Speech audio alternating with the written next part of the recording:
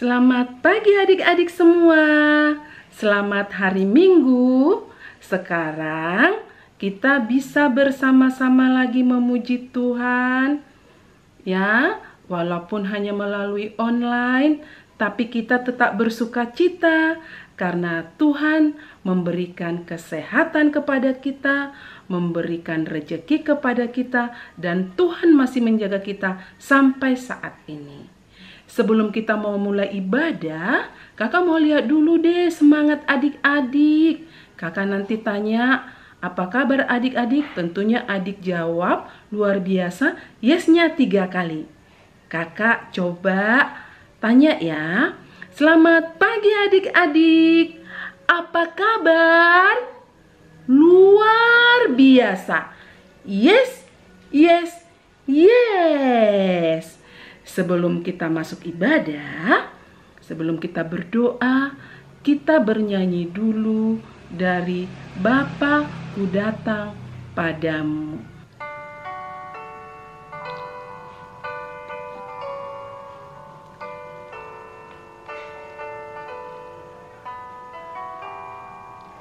Sambil sikap berdoa ya, Dek.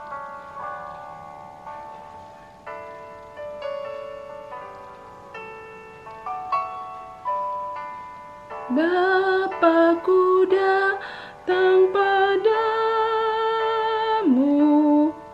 naikkan ucapan syukur atas kasih anugerah-Mu yang indah setiap hari.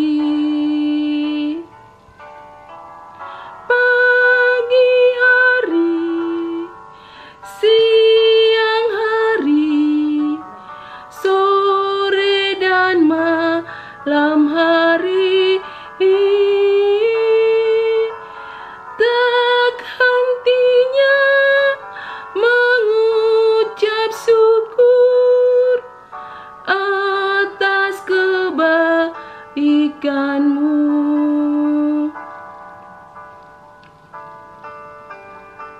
Kita nyanyikan lagi.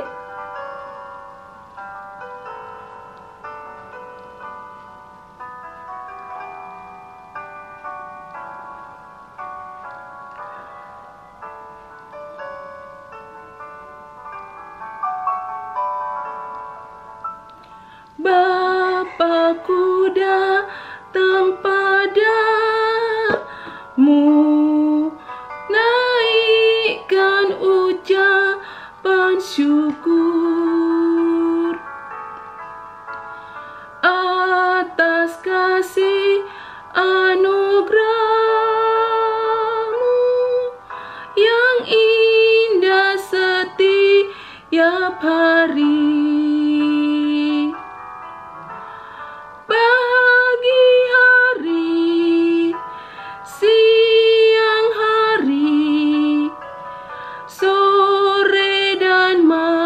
Malam hari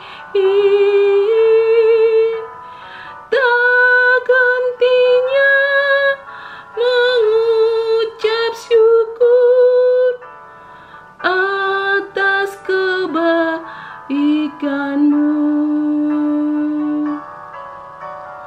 Pagi hari, siang hari, sore dan malam hari, tak hentinya mengucap syukur atas kebaikan-Mu. Atas kebaikan-Mu.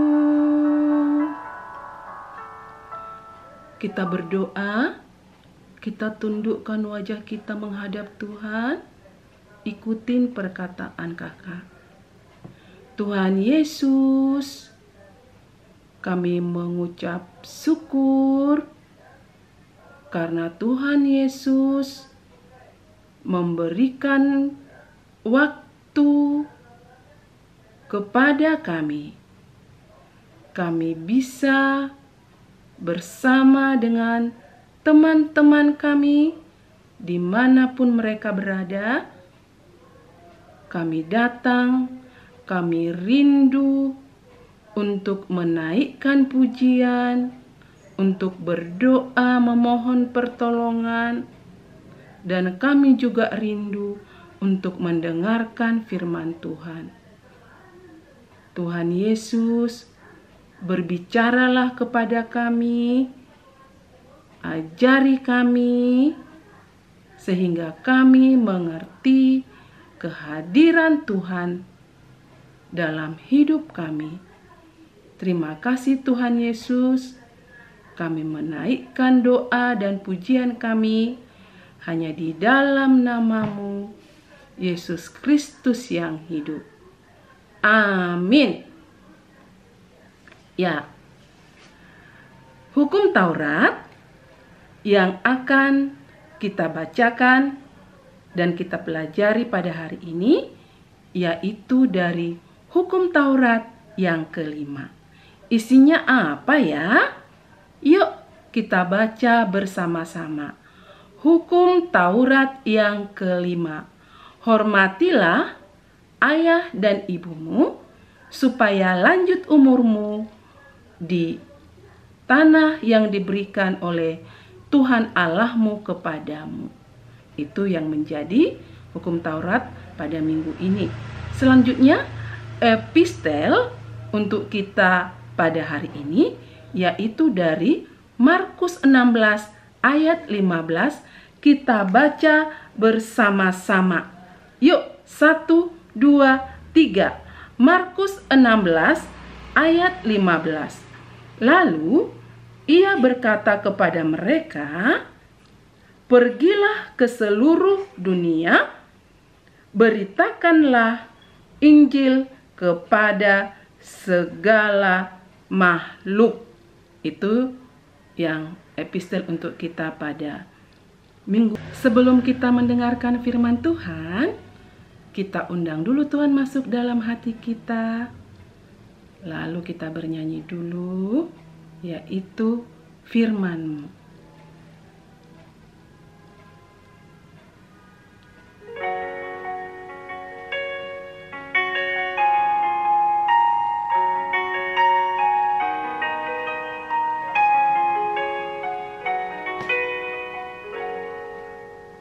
Firman-Mu pelita bagi kakiku, terang bagi jalanku. Sekali lagi. Firman-Mu pelita bagi kakiku, terang bagi jalanku. Saat ku bimbang dan hilang jalanku, tetaplah Kau di sisiku, dan takkan ku takut, karena Kau di dekatku, besertaku selamanya.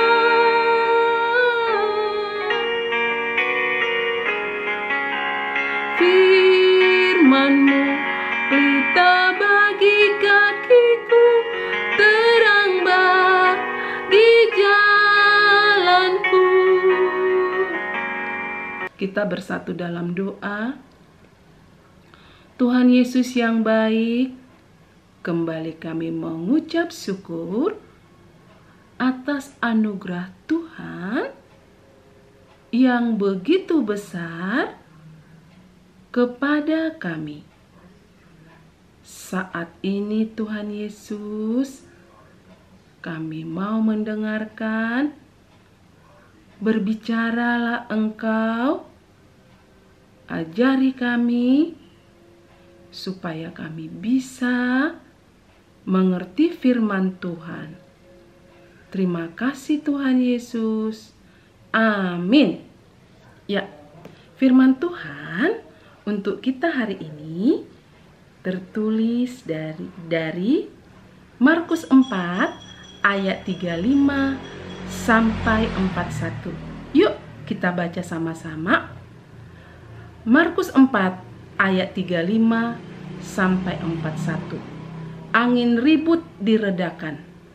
Ayat 35. Pada hari itu, waktu hari sudah petang, Yesus berkata kepada mereka, "Marilah kita bertolak ke seberang." 36. Mereka meninggalkan orang banyak itu, lalu bertolak dan membawa Yesus beserta dengan mereka dalam perahu di mana Yesus telah duduk, dan perahu-perahu lain juga menyertai dia. Ayat 37, lalu mengamuklah taufan yang sangat dahsyat, dan ombak menyembur masuk ke dalam perahu, sehingga perahu itu mulai penuh dengan air. Ayat 38, pada waktu itu Yesus sedang tidur di buritan di sebuah tilam. Maka murid-muridnya membangunkan dia dan berkata kepadanya, "Guru, engkau tidak peduli kalau kita binasa." Ia pun bangun, menghardik angin itu dan berkata kepada danau itu, "Diam, tenanglah."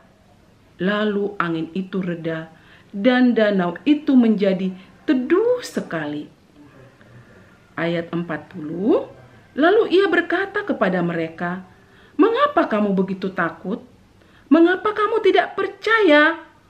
Ayat 41, mereka menjadi sangat takut dan berkata seorang kepada yang lain, "Siapa gerangan orang ini?" Sehingga angin dan danau pun taat kepadanya. Itu firman Tuhan yang akan kita dengarkan pada saat ini. Adik-adik, hari itu adalah hari yang sangat melelahkan bagi Yesus, karena dia dari pagi sudah bekerja, yaitu memberitakan firman Tuhan, mengajari orang banyak mengenai kerajaan sorga dari pagi sampai petang.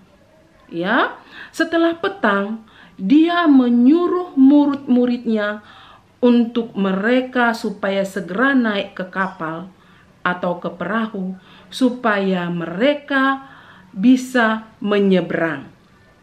Pada waktu itu, Yesus beserta murid-muridnya berada di Danau Galilea.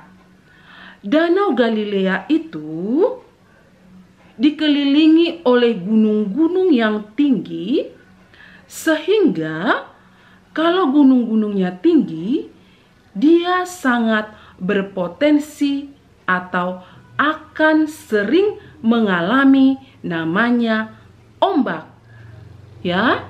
Nah, Yesus beserta murid-muridnya berangkat hendak menyeberangi danau itu. Karena Yesus sangat kelelahan, Yesus tertidur dan dia berada di buritan.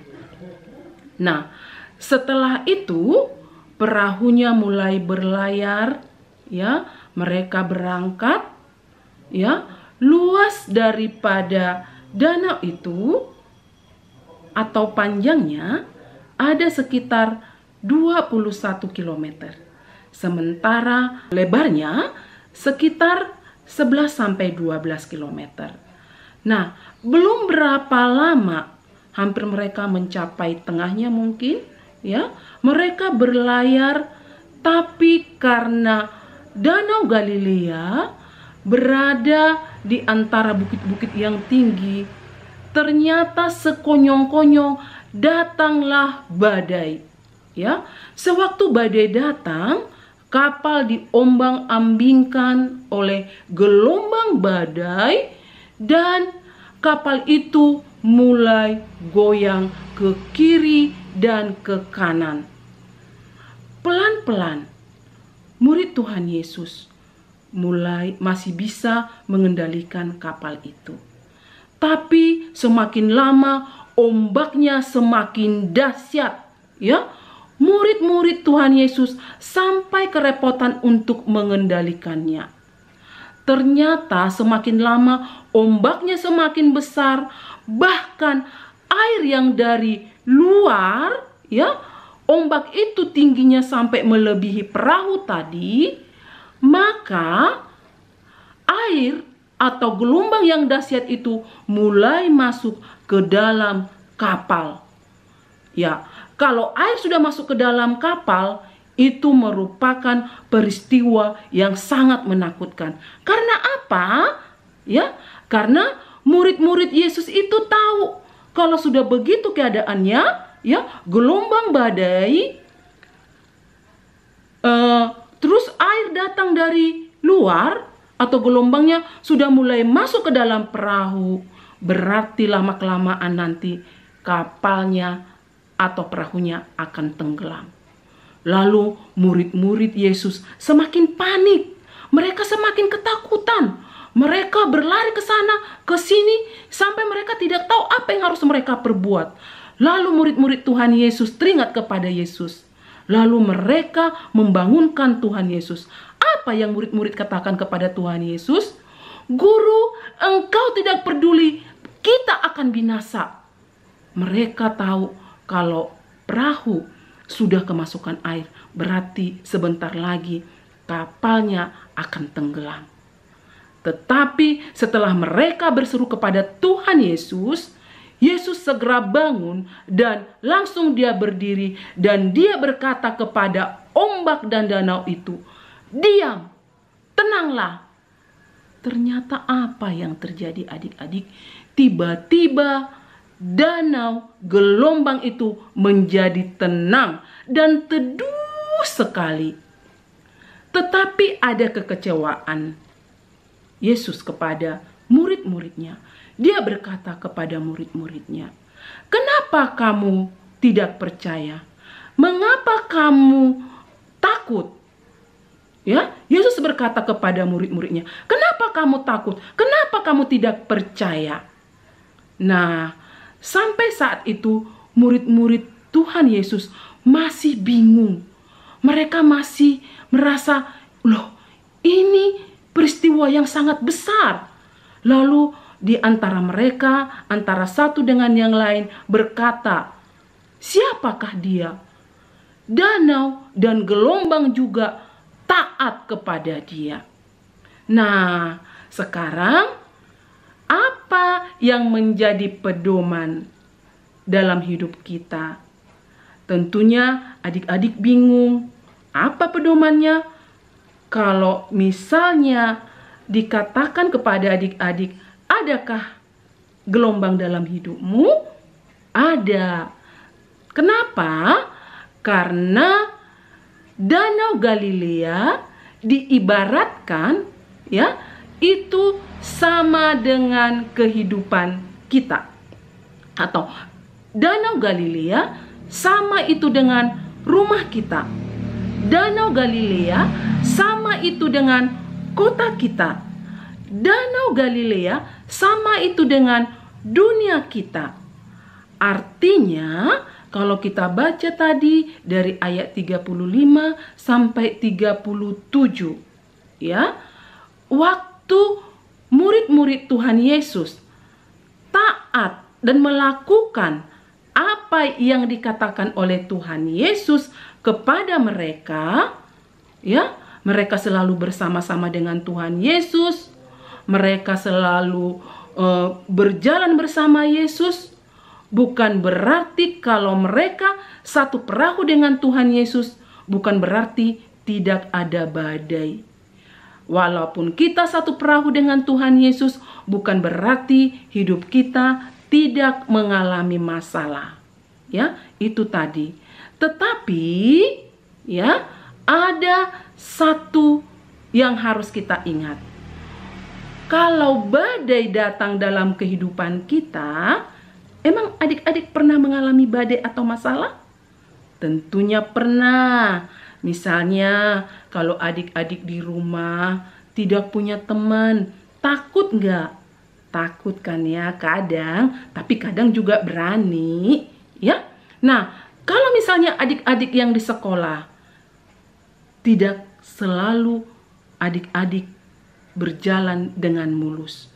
Mungkin di sekolah adik-adik bisa dapat masalah dari teman. Misalnya kalau sekarang ini dibully. Kita udah pinter, ya, kita udah baik, tapi kok ada aja sih yang membuli. Sampai mungkin kita takut memberitahukannya kepada mama atau kepada bapak. Atau misalnya kalau kita kasih tahu kepada guru, mungkin kita tidak dapat jawaban yang baik. Nah, kita bingung dong. Nah, itu merupakan gelombang yang besar. Itu masalah yang besar. Itu sama dengan gelombang. Lalu, ya, kalau misalnya permasalahan itu semakin lama tidak bisa diatasi, tentunya itu akan menimbulkan ketakutan yang luar biasa. Sampai kita mungkin pernah merasakan bahwa kita tidak ada tempat mengadu, bahwa kita tidak ada teman di sekolah. Takut kita. Orang lain ketawa, kita tidak ketawa. Orang lain senang-senang, kita tidak bisa senang. Itu merupakan badai. Tetapi melalui firman Tuhan ini, ya, Tuhan Yesus ajarkan kepada kita, walaupun misalnya masalah itu sangat berat sekali, ya, walaupun masalah itu sangat membuatmu tercekam, membuatmu takut, kamu jangan sampai memikirkan masalah itu saja. Ada yang disuruh Tuhan sama kita, yaitu berseru. Sama seperti murid-murid Tuhan Yesus yang mereka ketakutan, mereka udah mau tenggelam, mereka membangunkan Tuhan Yesus. Guru, engkau tidak peduli, kita akan binasa. Sama, adik-adik juga boleh berseru kepada Tuhan. Ya, jangan takut, berseru, karena Tuhan tahu bagaimanapun kamu berseru kepadanya, bagaimanapun caramu berdoa, atau mungkin kamu merasa bahasamu kurang baik dalam berdoa, Tuhan Maha tahu. Kita lihat di sini, murid-murid Tuhan Yesus sudah ketakutan, tetapi sewaktu murid-muridnya memanggil namanya, membangunkan dia, dia langsung bertindak. Ya, dia langsung berseru kepada angin dan gelombang, diam, tenanglah, seketika menjadi tenang. Ya, nah, itu yang mau Tuhan katakan kepada kita pada saat ini. Ya, jangan sampai kita menjadi, ya, tidak tahu apa yang Tuhan mau dari kita. Sewaktu Tuhan, ya, kalau kita berdua tidak dengan sepenuh hati, kita selalu takut, ya. Itu yang mau Tuhan ajarkan kepada kita pada saat ini. Kita jangan takut apapun yang terjadi dalam hidup kita. Kita jangan takut. Kalau misalnya sekarang di dunia ini sedang mewabah penyakit virus yang sangat menakutkan, ya, kita jangan hanya fokus memikirkan virus itu saja, ya. Kita lakukan apa yang sudah pemerintah anjurkan kepada kita. Diam di rumah, ya. Lakukan cara-cara untuk membersihkan tangan, menjaga mulut, hidung, dan mata kita, misalnya dengan memakai masker, ya. Kalau mata nggak usah, kalau kita di rumah lebih aman, ya. Itu yang mau kita lakukan. Kita jangan takut, ya, karena kalau kita takut, kita tidak tahu kapan waktunya Yesus berbicara kepada kita. Nah, itu yang mau Tuhan ajarkan kepada kita. Jadi, melalui firman ini, ya, kita disuruh, atau yang harus kita ingat dari firman ini, yaitu satu, ya, bahwa kita harus tahu bahwa Yesus, ya, Yesus itu adalah anak Allah. Jadi, mujizat-mujizat yang besar itu dilakukan oleh Tuhan Yesus, ya, sewaktu murid-murid Tuhan Yesus berseru memanggil namanya. Yang pertama tadi yang harus kita ingat, ya, bahwa Tuhan yang kita sembah, Tuhan yang kita puji adalah Anak Allah yang hidup. Anak Allah yang hidup, Dia hebat.